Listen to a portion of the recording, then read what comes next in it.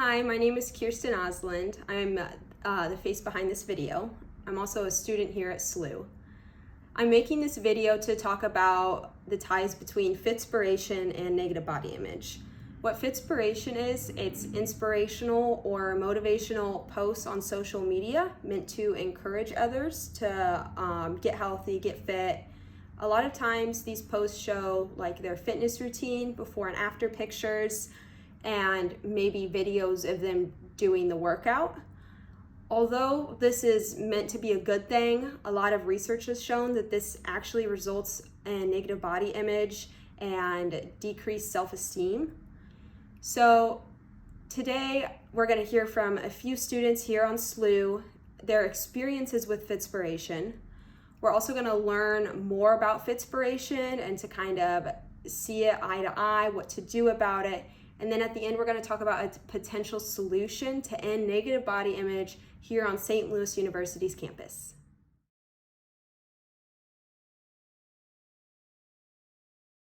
It's part of running club, which is a club I'm part of here at SLU. We use this app called Strava, and it basically allows other members to track each other's runs, keep each other accountable, and things like that. And it definitely took a toll on me earlier on when I didn't know how to kind of work that, because I'd be like, oh my gosh, these people were running 13 miles a day and I'm out here running like 2 or 3. So I definitely felt bad about myself because of that. And then other things on Instagram, on all sorts of social media, there's all these people posting things about their different fitness programs and how they're accomplishing it.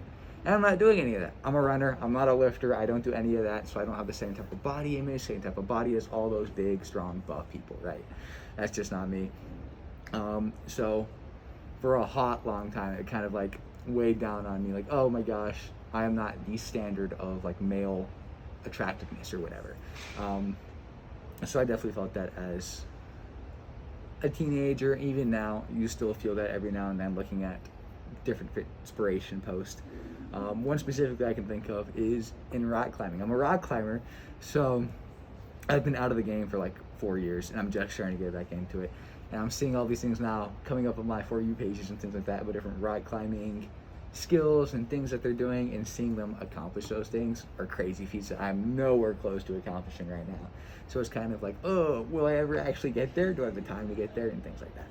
Originally, I thought it was so cool. I'm oh, this is awesome. People sharing their stories, talking about how they did so well. But then I think it also very negatively affects other people, because I think you see it and you're oh shoot, I want to do that. But then ultimately I think it's negative as well, because you're trying to almost tackle their exact routine and their exact dimensions.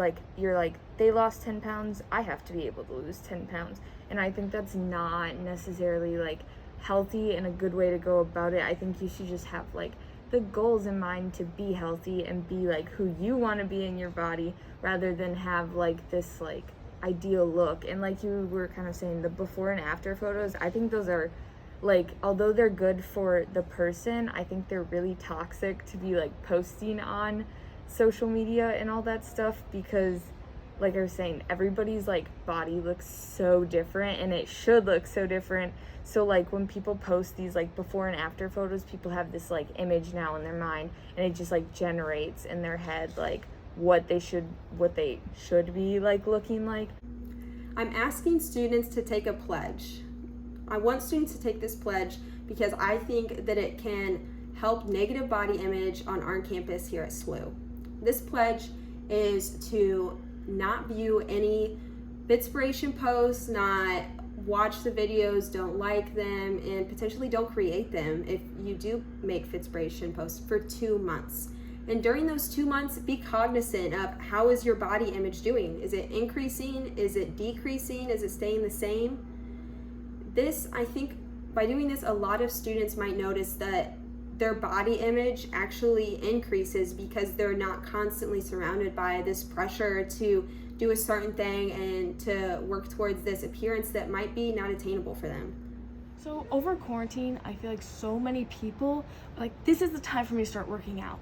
I'm gonna come out of quarantine, I'm gonna have this totally changed body, and I'm gonna look amazing. I'm gonna be so fit. I was one of those people. I was at home for all of quarantine. I stayed home last semester from school, and I was like, this is the time. I'm gonna go back to school. Everyone's gonna be like, who is this new Maddie? And I was lifting all the time. I was running 6 out of the 7 days of the week. I was watching like all those like videos like Blogilates or Chloe Ting, or I was just trying to like make sure I could attain their bodies. I was doing all these videos. I'd be working out for at least 2 to 3 hours a day.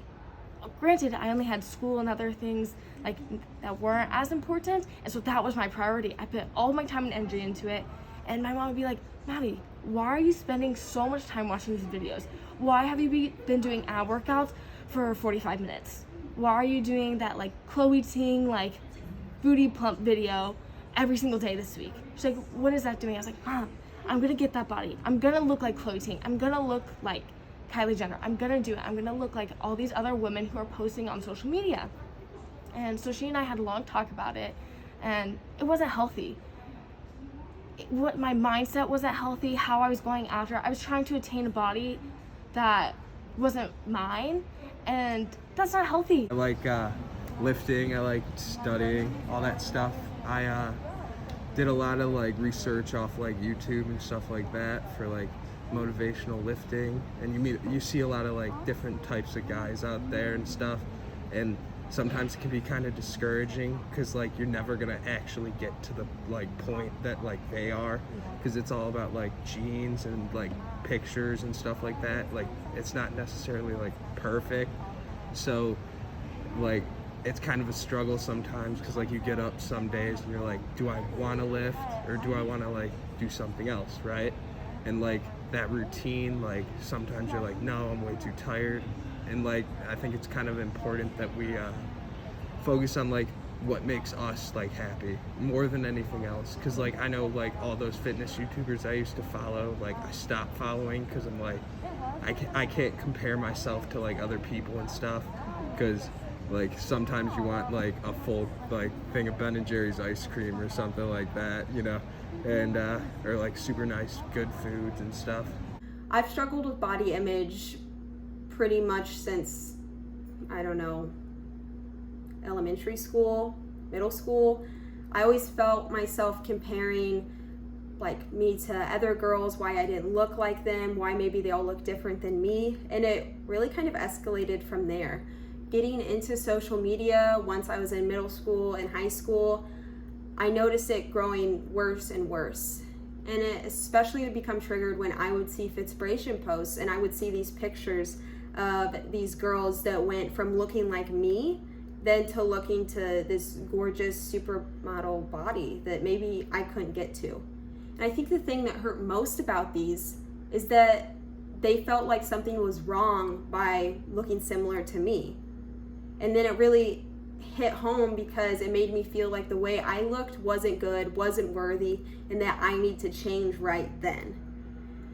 So around the time of, I would say about a year ago, when my body image was just decreasing at a rapid rate, I made the decision to get off Instagram and get off Facebook, because even though these things hurt me, all of my ads were fitness. All of my ads were this Fitspiration stuff, that I need to work towards a thing. I need to buy this product so then I can look like this woman. And I noticed that after I removed this from my life, my self-confidence increased, my body image increased, and I began to really focus on self-care. If I need to take a day off, I can take a day off. If I need to not do a huge workout and just do a short one that day, I can, because there's not this big pressure that I'm trying to look like someone else. I'm trying to better myself for who I am. And this is what I really hope that other people can have, is this same experience. Now, I understand that everyone's different, but overall, I truly do believe that if everyone just takes 2 months to not view Fitspiration and to focus on them being their best selves and beginning to love themselves for who they are, SLU's overall body image can increase.